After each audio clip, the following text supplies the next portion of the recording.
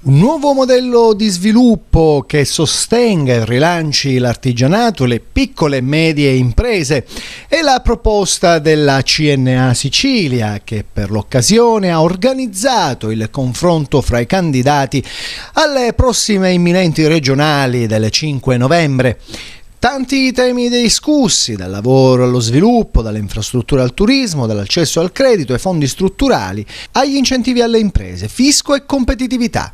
Presenti i candidati Claudio Fava, Giancarlo Cancelleri, Fabrizio Micari e Roberto La Rosa, oltre naturalmente al presidente e segretario della CNA, Nello Battiato e Piero Giglione. Noi stiamo portando le nostre proposte ai candidati perché desideriamo che loro nei loro programmi mettano quello che interessa alle imprese sia dell'artigianato che delle piccole e medie imprese.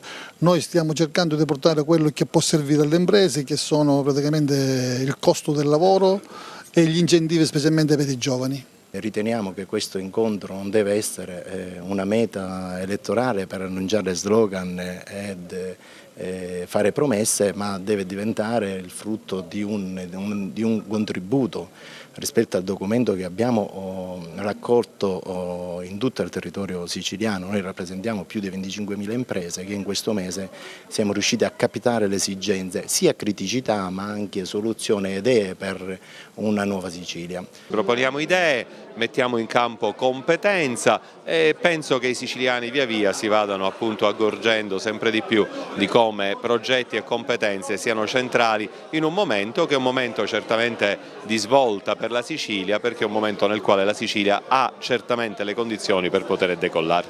Occorre una cabina di regia regionale che aiuti l'accesso al credito, un credito piuttosto rigido.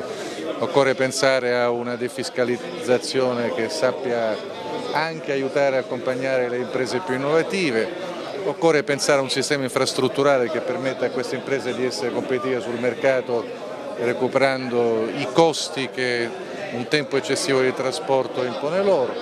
Occorre avere un rapporto con l'Europa e con l'utilizzo dei fondi strutturali, anche questo legato a una gestione del tempo meno burocratizzata. La presenza di queste persone e degli osservatori internazionali avrebbe dato questa possibilità. Qualcuno mi dice ma si utilizza soltanto nei paesi in guerra. Non è vero, nel 2006, nel 2008, nel 2012 sono state presenti in Italia a monitorare le elezioni nazionali e fra l'altro una compagine è stata anche in una delle ultime edizioni delle elezioni amministrative proprio qui a Palermo.